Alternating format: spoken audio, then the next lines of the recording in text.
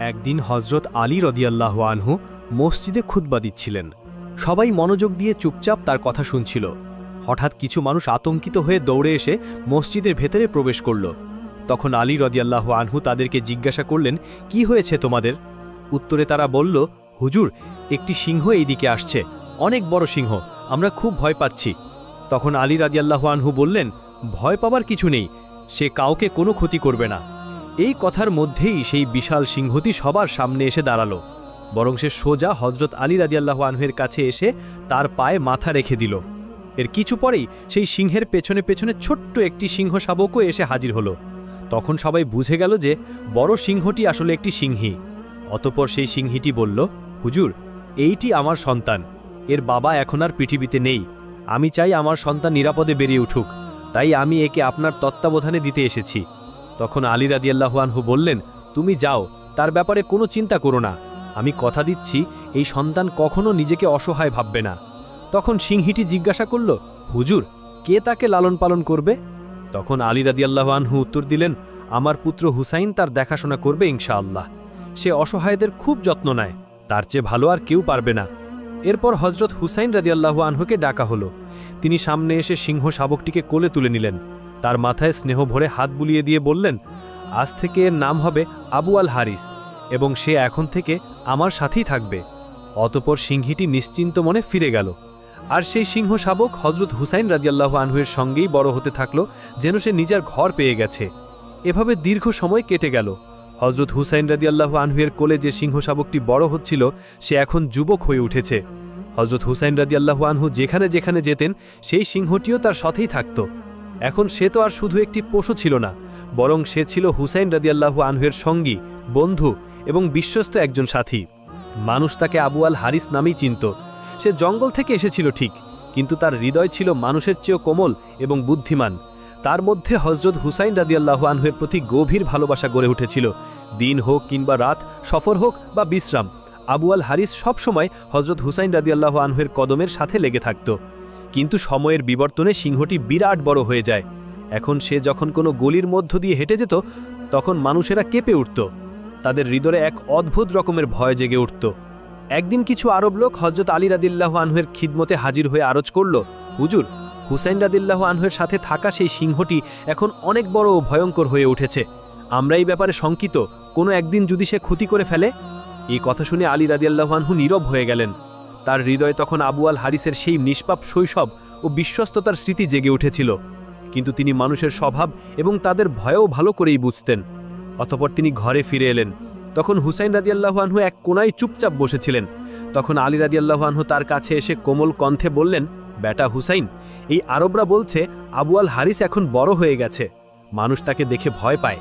বেটা, আমার পরামর্শ হলো তুমি এখন তাকে মুক্ত করে দাও। এই কথা শুনে ইমাম হুসাইন মাথা নিচু করে ফেললেন, তার চোখে অশ্রু চলে এলো। কিছু সময় চুপচাপ বসে থাকলেন, তারপর আলী রাদিয়াল্লাহু আনহুর দিকে তাকালেন এবং হালকা একটা হাসি দিয়ে কোমল কণ্ঠে বললেন, জি বাবাজান, যেমনটা আপনার আদেশ, শুধু আজকের দিনটুকু যেতে দিন, আগামীকাল থেকে আপনি তাকে আর দেখতে পাবেন না। তখন আলী রাদিয়াল্লাহু আনহু জিজ্ঞাসা করলেন, বেটা, আজকের দিনেই এমন কি বিশেষ আছে? তখন হুসাইন রাদিয়াল্লাহু আনহু বাইরে তাকিয়ে উত্তর দিলেন, বাবাজান, এখন সন্ধ্যা হয়ে গেছে, এটা এমন সময় নয় যে কাউকে ঘর থেকে বের করে দেওয়া যায়। এটা তো ছায়া দেওয়ার সময়, রোদে থেকে বাঁচানোর সময়, রোদে ফেলে দেওয়ার সময় নয়। তখন আলী রাদিয়াল্লাহু আনহু নিজের সন্তানকে বুকে জড়িয়ে ধরলেন, তিনি আর কোনো উত্তর দিলেন না। অতঃপর রাত কেটে গেল।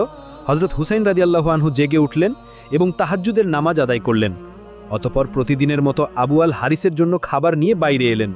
তখন আবু আল হারিস বিস্ময়ের সাথে তাকিয়ে বলল, মনিব, আজ এত সকালে খাবার কেন? তখন হুসাইন রাদিয়াল্লাহু আনহু কিছু না বলে চুপচাপ বসে পড়লেন।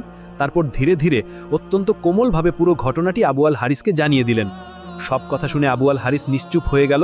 তার চোখে এমন এক নীরবতা ফুটে উঠল, যা সোজা হৃদয়ে গিয়ে আঘাত করেছে। কিছু সময় পর সে মাথা নিচু করে বলল, ঠিক আছে মনিব, আমি চলে যাব, তবে আমার একটি শর্ত আছে। তখন হুসাইন রাদিয়াল্লাহু আনহু জিজ্ঞাসা করলেন, কি শর্ত আবু আল হারিস? তখন আবু আল হারিস মাথা তুলে বলল, মুনিব, আমাকে জীবনে আরও একবার আপনার সাথে সাক্ষাতের অনুমতি দিন, শুধুমাত্র একবার। এই কথা শুনে ইমাম হুসাইন রাদিয়াল্লাহু আনহু কিছু সময় নীরব রইলেন। তারপর বললেন, মনে রেখো আবু আল হারিস, তারিখ হবে 10ই মুহররম 60 হিজরি, স্থান হবে কারবালার একটি টিলা। তখন তুমি একটি আহ্বান শুনতে পাবে, সেই মুহূর্তটাই হবে আমাদের শেষ সাক্ষাতের সময়। সেই ডাক শুনেই তুমি চলে এসো, সেই জায়গাতেই আমি তোমায় স্মরণ করব। তখন আবু আল হারিস ধীরে ধীরে একটি প্রশ্ন করল, মুনিব, যখন সেই দিন আসবে তখন কে আমাকে ফিরে ডাকবে? আপনি কি আমাকে আহ্বান করবেন? উত্তরে ইমাম হুসাইন রাদিয়াল্লাহু আনহু বললেন, না আবু আল হারিস। তখন আবু আল হারিস আবার জিজ্ঞাসা করল, তাহলে কি আপনার ভাই আব্বাস রাদিয়াল্লাহু আনহু আমাকে ডাকবেন? এই প্রশ্নেও হুসাইন রাদিয়াল্লাহু আনহুর চোখ অশ্রু সজল হয়ে উঠল, চোখ পানিতে ভরে গেল, কণ্ঠ ভারী হয়ে গেল। তিনি বললেন, না আবু আল হারিস। তখন আবু আল হারিস নিশ্চুপ হয়ে গেল। ঠিক তখনই ইমাম হুসাইন কান্নায় ভেঙে পড়লেন এবং বললেন, আমাদের মা ফিজা তোমাকে ডাকবেন। বর্ণনায় পাওয়া যায় যে আজও কারবালায় সেই স্থান বিদ্যমান যেখান থেকে বিবি ফিজা আবু আল হারিসকে আহ্বান করেছিলেন। অতপর যখন হুসাইন রাদিয়াল্লাহু আনহু আবু আল হারিসকে বিদায় দিচ্ছিলেন, তখন তিনি বললেন, আবু আল হারিস, তুমি ইরাকের দিকে চলে যাও। নাইনাওয়ার পাশে একটি বন আছে, সেই বনের রাজা সিংহ এখন আর জীবিত নেই, তুমি সেখানে যাও এবং রাজত্ব করো। অতপর আবু আল হারিস মাথা নিচু করে নাইনাওয়ার দিকে রওনা হয়ে গেল। অতপর দীর্ঘদিন পর সেই আশুরার দিন আসলো। কারবালার প্রান্তরে এক নীরবতা বিরাজ করছিল, কিন্তু সেই নীরবতার পেছনে ছিল এক ভয়ঙ্কর ঝড়ের পূর্বাভাস। যখন হযরত হুসাইন রাদিয়াল্লাহু আনহু শহীদ হলেন, তখন উমর ইবনে সাদ এর আদেশ ছিল হুসাইনের পবিত্র দেহের উপর ঘোড়া চালানো হবে এবং তার দেহকে পদদলিত করা হবে। এই সংবাদ যখন শিবিরে পৌঁছে গেল, তখন সেখানে যেন কিয়ামতের মতো দৃশ্য দেখা দেয়। ঠিক সেই সময় বিবি ফিজা হজরত জাইনাব রাদিয়াল্লাহু আনহা এর কাছে এসে বললেন, হে আমার পবিত্র সাইয়েদা, রাসূলুল্লাহ সাল্লাল্লাহু আলাইহি ওয়াসাল্লামের এক সাহাবী ছিলেন, যিনি একবার সমুদ্রযাত্রায় বের হয়েছিলেন। তখন তাদের নৌকা ডুবে যায় এবং তারা এক দ্বীপে গিয়ে উঠেছিলেন। সেখানে তারা একটি সিংহের মুখোমুখি হয়েছিলেন। তখন সেই সাহাবী বলেছিলেন, আমাকে কষ্ট দিও না, আমি মুহাম্মদের উম্মত। তখন সিংহটি তাকে আঘাত না করে নিরাপদ পথে পৌঁছে দেয়। এই ঘটনাটি মনে করিয়ে দিয়ে বিবে ফিজা বললেন, হে আমার পবিত্র সাইয়েদা, এই এলাকাতেও একটি সিংহ আছে, তার নাম আবু আল হারিস। এটি সেই সিংহ যাকে হুসেন রাদিয়াল্লাহু আনহু ছোটবেলা থেকে নিজের হাতে লালন করেছেন, তাকে ভালোবাসা দিয়ে বড় করেছেন। যদি আপনি অনুমতি দেন, তাহলে আমি বনের দিকে গিয়ে তাকে ডেকে আনতে চাই। আমি তাকে এই জালিমদের পরিকল্পনার কথা জানাতে চাই। তখন জাইনাব রাদিয়াল্লাহু আনহা কোনো কথা না বলে মাথা নেড়ে সম্মতি দিলেন। তখন বিবি ফিজা দৌড়ে দ্রুত কারবালার প্রান্তরের দিকে এগিয়ে গেলেন। তার জিহ্বায় ছিল একটি নাম, আবু আল হারিস। তিনি মুখ ঘুরিয়ে বনের দিকে তাকিয়ে উচ্চস্বরে ডাক দিলেন, হে আবু আল হারিস, তোমার মুনিব তোমার কাছে একটি প্রতিশ্রুতি দিয়েছিল, আজ সেই দিন এসে গেছে। এই ডাক শুনে জঙ্গলের বাতাসে চারিপাশ কেঁপে উঠল, গাছপালা থরথর করে কাঁপতে লাগল। তারপর মাটি কেঁপে উঠল, ঝোপঝাড়ের মধ্যে নড়াচড়া শুরু হলো এবং হঠাৎ সেই সিংহ আবু আল হারিস বজ্রপাতের মতো গর্জন করল, দৌড়ে এসে বিবি ফিজার সামনে উপস্থিত হল। সিংহটিকে দেখে বিবি ফিজার চোখ অশ্রু সজল হয়ে উঠল, তার কণ্ঠ ভারী হয়ে এলো। তিনি বললেন, হে আবু আল হারিস, তুমি কি জানো এই অত্যাচারীদের কি উদ্দেশ্য? তারা চায় তোমার মনিব হযরত হুসেন রাদিয়াল্লাহু আনহুর পবিত্র দেহকে পদদলিত করতে। তারা চায় এমনভাবে তার পবিত্র দেহের উপর ঘোড়া চালাতে, যাতে তার দেহ এতটাই বিকৃত হয়ে যায় যে কেউ চিনতেও পারে না। এই কথা শোনা মাত্র আবু আল হারিসের চোখ লাল হয়ে উঠল। সে শক্তভাবে মাটিতে পা ঠুলল, আকাশের দিকে তাকিয়ে এমন এক গর্জন করল যা ইয়াজিদি সেনাবাহিনীর হৃদয়ে কাঁপন ধরিয়ে দিল। অতপর আবু আল হারিস যেন পৃথিবী কাঁপাতে কাঁপাতে, বাতাস কাঁপাতে কাঁপাতে বিবি ফিজার সঙ্গে কারবালার প্রান্তরে চলে এলো। এটি সেই মুহূর্ত যখন হযরত হুসেন রাদিয়াল্লাহু আনহুর পবিত্র মৃতদেহ নির্জন অচেতন অবস্থায় কারবালার ময়দানে পড়েছিল। আকাশ নীরব, পৃথিবী নিশ্চুপ এবং ফেরেশতারাও অশ্রু ঝরাচ্ছিল। তখন আবু আল হারিস ধীরে ধীরে এগিয়ে এলো এবং স্নেহভরে হুসেন রাদিয়াল্লাহু আনহুর পবিত্র লাশের পাশে এসে বসল। এরপর তার মাথা নিচু করে সম্পূর্ণ আন্তরিকতায় মুনিবের রক্তে নিজের কপাল রাঙিয়ে নিল, যেন বিশ্বস্ততার একটি চিরন্তন শিলমোহর নিজের কপালে মুঠো করে বসিয়ে দিচ্ছে। রেওয়ায়েতে এসেছে, যখন ইয়াজিদি সেনাবাহিনীর ঘোড়াসওয়াররা হুসেন রাদিয়াল্লাহু আনহুর দেহ পদদলিত করতে এগিয়ে এলো, তারা একটি আশ্চর্য দৃশ্য দেখল। একটি সিংহ একা নির্ভয়ে হুসেনের লাশের পাশে বসে আছে।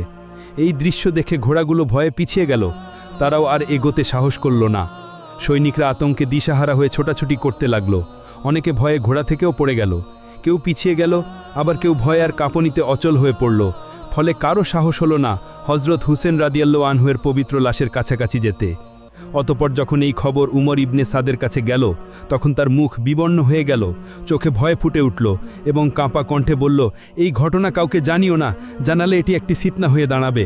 কারণ সে জানত যদি এই সত্য ছড়িয়ে পড়ে তাহলে অত্যাচারের মুখোশ চিরতরে খুলে যাবে।